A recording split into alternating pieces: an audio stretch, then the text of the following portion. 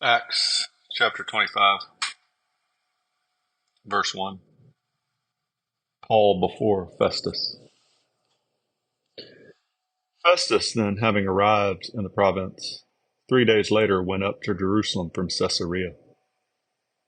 And the chief priests and the leading men of the Jews brought charges against Paul, and they were urging him, requesting a concession against Paul, that he might have him brought to Jerusalem, at the same time setting an ambush to kill him on the way. Festus then answered that Paul was being kept in custody at Caesarea, and that he himself was about to leave shortly. Therefore, he said, "Let the influential men among you go there with me, and if there is anything wrong about the man, let them prosecute him." After he had spent not more than 8 or 10 days among them, he went down to Caesarea, and on the next day he took his seat on the tribunal and ordered Paul to be brought. After Paul arrived, the Jews who had come down from Jerusalem stood around him, bringing many and serious charges against him, which they could not prove. While Paul said in his own defense, "I have committed no offense, either against the law of the Jews, or against the temple, or against Caesar." But Festus, wishing to do the Jews a favor, answered Paul and said, "Are you willing to go up to Jerusalem and stand trial before me on these charges?" But Paul said, "I am standing before Caesar's tribunal, where I ought to be tried. I have done no wrong to the Jews, as you also very well know. If then I am a wrongdoer and have committed anything worthy of death, I do not refuse to die. But if none of those things is true of which these men accuse me, no one can hand me over to them. I appeal to Caesar." Then when Festus had conferred with his council, he answered, "You have appealed to Caesar. To Caesar you shall go."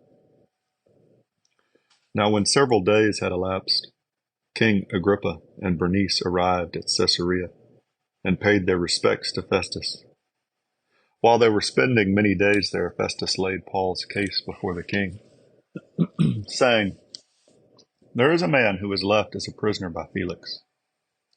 And when I was at Jerusalem, the chief priests and the elders of the Jews brought charges against him, asking for a sentence of condemnation against him. I answered them that it is not the custom of the Romans to hand over any man before the accused meets his accusers face to face and has an opportunity to make his defense against the charges.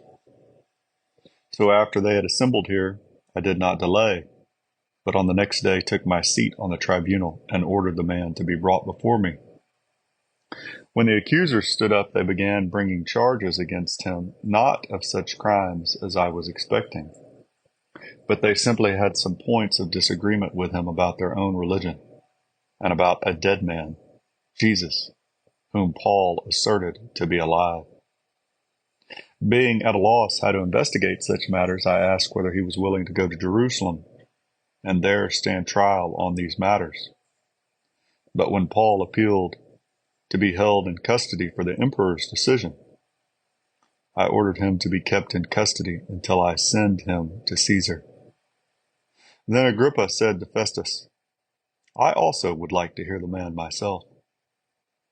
"Tomorrow," he said, "you shall hear him." Paul before Agrippa. So on the next day, when Agrippa came together with Bernice amid great pomp and entered the auditorium accompanied by the commanders and the prominent men of the city, at the command of Festus, Paul was brought in. Festus said, "King Agrippa, and all you gentlemen here present with us, you see this man about whom all the people of the Jews appealed to me, both at Jerusalem and here, loudly declaring that he ought not to live any longer. But I found that he had committed nothing worthy of death, and since he himself appealed to the emperor, I decided to send him. Yet I have nothing definite about him to write to my lord. Therefore I have brought him before you all, and especially before you, King Agrippa, so that after the investigation has taken place, I may have something to write. For it seems absurd to me in sending a prisoner not to indicate also the charges against him.